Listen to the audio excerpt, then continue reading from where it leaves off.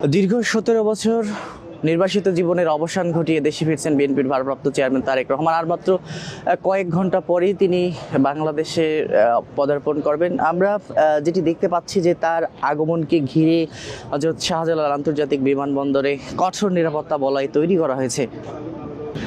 সকাল থেকে রাজধানী ঢাকায় আমরা দেখতে পাচ্ছি বিশেষ করে তারেক রহমানকে ৩০০ ফিটে যেখানে গণসংবর্ধনা দেওয়া হবে, সেখানে ভোরের আলো ফোটার আগেই বিএনপির হাজার হাজার নেতাকর্মী তারা কিন্তু সেখানে আসতে শুরু করেছেন এবং ভোরের আলো ফোটার আগেই আমরা দেখি যে ৩০০ ফিট যেখানে তাকে গণসংবর্ধনা দেওয়া হবে সেই জায়গাটি কিন্তু কানায় কানায় পরিপূর্ণ হতে শুরু করে। এই মুহূর্তে আমরা যেটি দেখতে পাচ্ছি শাহজালাল আন্তর্জাতিক বিমানবন্দরে তারেক রহমানের আগমনকে কেন্দ্র করে কঠোর নিরাপত্তা বলয় তৈরি করা হয়েছে। পুলিশের পাশাপাশি বিজিবি, র্যাব, সেনাবাহিনী মোতায়েন করা হয়েছে। মূলত আমরা যেটি জানতে পেরেছি যে তারেক রহমানকে বহনকারী বিমান বাংলাদেশ এয়ারলাইন্সের একটি নিয়মিত ফ্লাইটে তিনি কিন্তু দেশে আসছেন। দীর্ঘ ১৭ বছর ৩ মাস পর দেশে এসেছেন। তার আগমনকে কেন্দ্র করে বিএনপি সহ বিএনপির যে অঙ্গ সংগঠনগুলো রয়েছে সেই অঙ্গ সংগঠনের নেতাকর্মীদের মধ্যে বেশ উদ্দীপনা, উল্লাস কিন্তু আমরা লক্ষ্য করছি। তারা রাতভর ৩০০ ফিটে অবস্থান করছেন এবং আজকে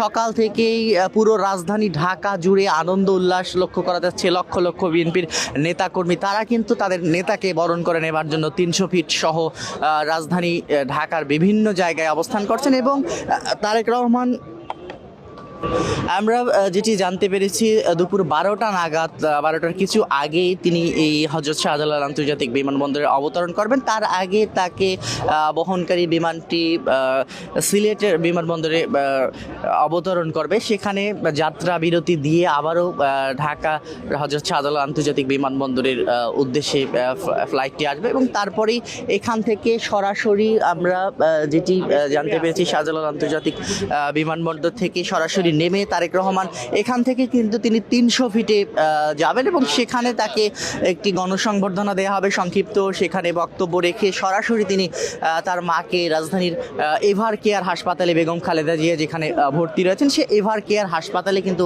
বেগম খালেদা জিয়াকে দেখতে যাবেন তারেক রহমান। এর পরপরই আমরা দেখেছি তারেক রহমানের এই যে আগমন, সে আগমনকে কেন্দ্র করে বিএনপি সহ বিএনপির যে নেতাকর্মী রয়েছে, বিশেষ করে তৃণমূল থেকে শুরু করে একদম কেন্দ্রীয় নেতৃবৃন্দ পর্যন্ত তাদের মধ্যে কিন্তু উল্লাস, উদ্দীপনা আমরা দেখেছি এবং তারা বেশ কয়েকদিন আগে থেকেই তারেক রহমানকে বরণ করে নেবার জন্য কিন্তু তারা আমরা দেখেছি যে রাজধানী ঢাকায় বর্ণিলভাবে তারা সাজিয়ে তোলার চেষ্টা করেছেন এবং পুরো রাজধানী